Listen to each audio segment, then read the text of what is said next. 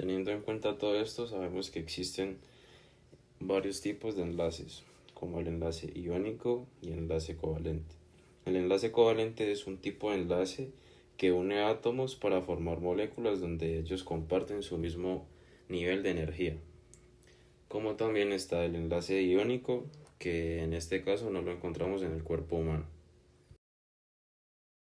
Bueno, ahora empezando con los carbohidratos, sabemos que estos van a tener un enlace llamado enlace glucosídico, ya que gracias al carbono y al grupo hidroxilo van a poder unirse a otros monosacáridos y a otras moléculas, permitiendo así la existencia de disacáridos, oligosacáridos y polisacáridos, que más adelante hablaremos de ellos. Ahora para los lípidos, sabemos que vamos a tener la unión de un grupo carboxilo, donde los podemos clasificar como saturados e insaturados. Para los saturados, sabemos que vamos a formar enlaces simples, y para los insaturados se van a formar enlaces dobles o enlaces triples. Y estos, al momento en el que se unen, van a formar un enlace de tipo éster en cadenas de 4 a 24 carbonos con un grupo carboxilo. Bueno, para las proteínas tenemos la unión entre un grupo amino y un grupo carboxilo. Esa parte amino es la parte alcalina que se une a la parte ácida del carboxilo. Gracias a esta unión podemos formar cadenas muy largas uniendo aminoácidos. A esta unión la podemos llamar como enlaces peptídicos, y cuando es una cadena de aminoácidos se llama cadena peptídica. Tenemos que tener en cuenta que cuando las cadenas tienen entre 1 y 10 aminoácidos se llaman oligopéptidos. Cuando la cadena tiene entre 10 y 50 aminoácidos son polipéptidos. Y cuando son más de 50 aminoácidos ya la denominaremos como proteína.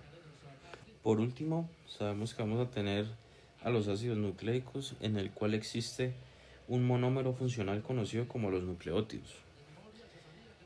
Sabemos que una sola cadena de estas puede tener cientos de miles de nucleótidos.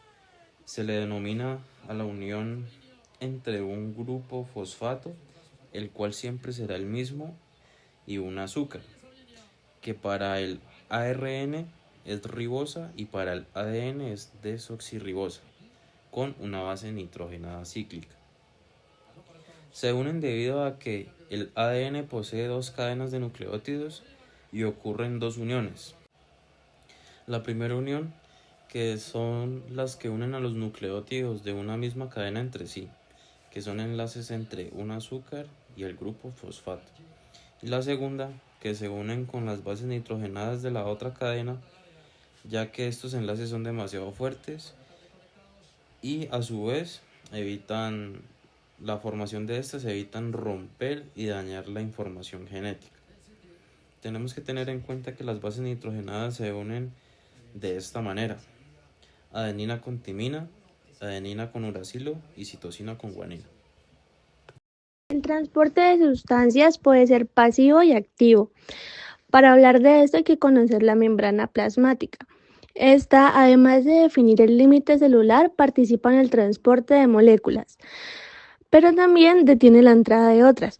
La membrana plasmática está compuesta por una bicapa fosfolipídica, es decir, dos capas de fosfolípidos. A estas se le unen proteínas e hidratos de carbono. Ahora, el transporte de sustancias se da de forma pasiva o activa. El transporte pasivo no gasta energía. En este, las sustancias pasan del interior de la célula al exterior de la célula o viceversa. Debe existir un gradiente de concentración, es decir, que las sustancias pasan a lugares de mayor concentración a menor concentración sin consumir energía. Esto hasta que estén igualmente distribuidas.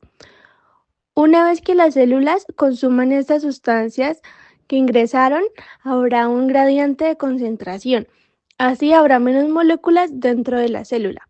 Que fuera de esta, la manera en la que estas pasan son dos: por medio de la difusión simple y difusión facilitada.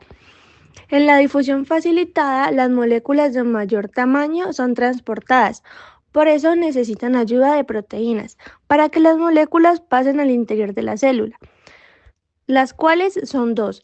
La primera es la proteína canal. Esta se hace por una especie de canales por donde pasan ciertas sustancias. La otra es la proteína de transporte, la cual cambia su forma para permitir el ingreso de sustancias.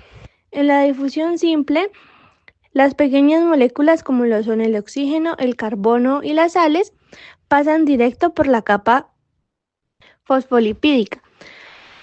Si la sustancia transportada es agua, este proceso se llama ósmosis. Ahora, el transporte activo necesita energía por parte de la célula, ya que las sustancias van en contra del gradiente de concentración, es decir, de mayor tamaño de concentración a menor tamaño de concentración. En la membrana plasmática hay proteínas bombas, las cuales participan en este transporte, como lo son la bomba de sodio-potasio y transporte masa. En la bomba sodio-potasio intervienen los iones de sodio, que están en el interior de la célula, y los iones de potasio, que están en el exterior. El proceso de esta es la siguiente. Los tres iones de sodio se unen en una proteína. Esta cambia de forma utilizando ATP, es decir, energía. Con esto los iones de sodio salen al exterior de la célula y los de potasio entran. Por otro lado está el transporte masa. En este, las partículas de mayor tamaño son acogidas por la membrana plasmática para llevarla al interior de la célula. Este proceso se llama endocintosis, pero este nombre cambia dependiendo de la textura de la sustancia. Si es líquida, se llama pinocintosis. Si es sólida, se llama fagocintosis. Pero hay un tercer tipo de endocintosis, el cual se llama endocintosis por receptor, en el cual las moléculas que entran a la célula se fijan en la membrana a través de proteínas. Luego la membrana se deforma para acoger las sustancias, pero puede pasar el contrario, y ese proceso se llama exocitosis. El dogma central explica los mecanismos de transmisión y expresión de la herencia genética completa.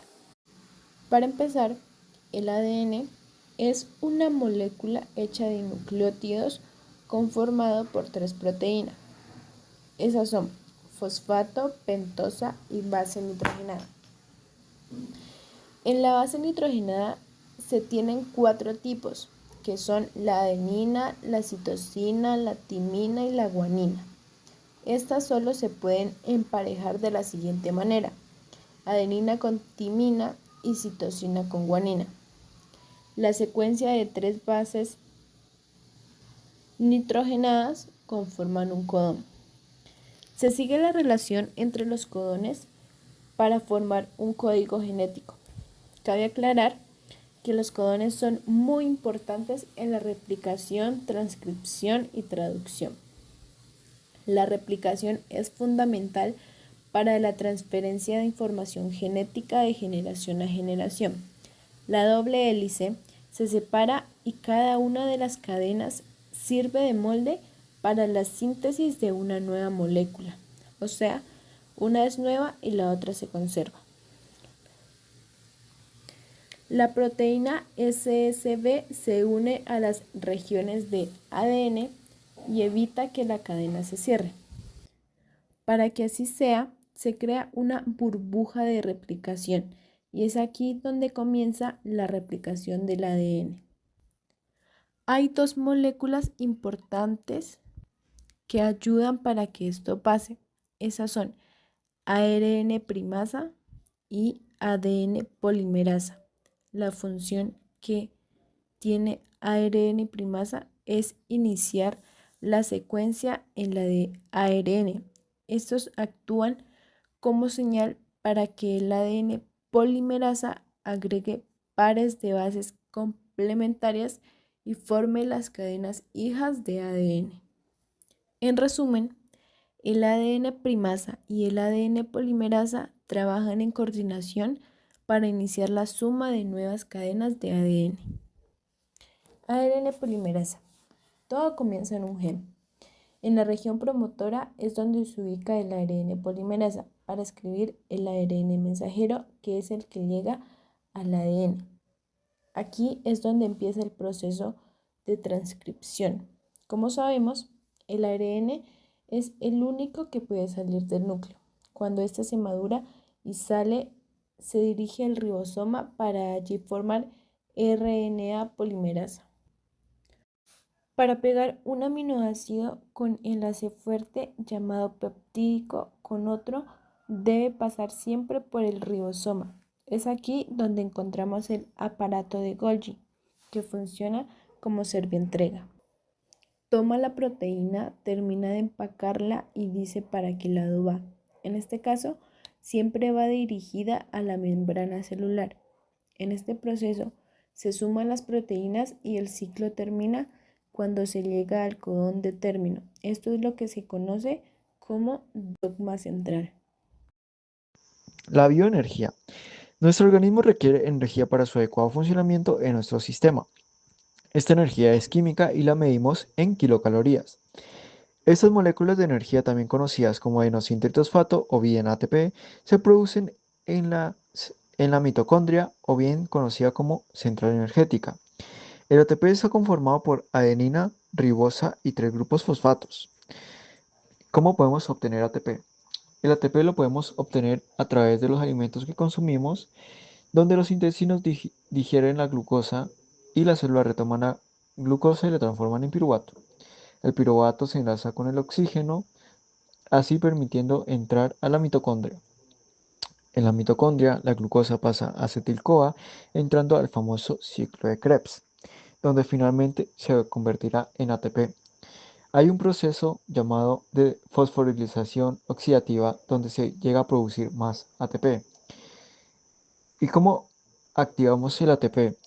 El ATP lo llegamos a activar a través de entrenamiento, por ejemplo, como marcha rápida, ciclismo, donde estimula la producción del metabolismo aeróbico y por lo tanto permite que el ATP o adenosíntrifosfato se reponga más rápido y eficazmente en las células. ¿Cómo se libera esta energía?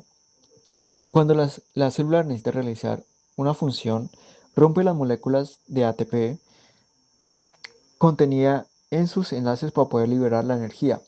Y este proceso tiene un nombre que se llama desfosforilación.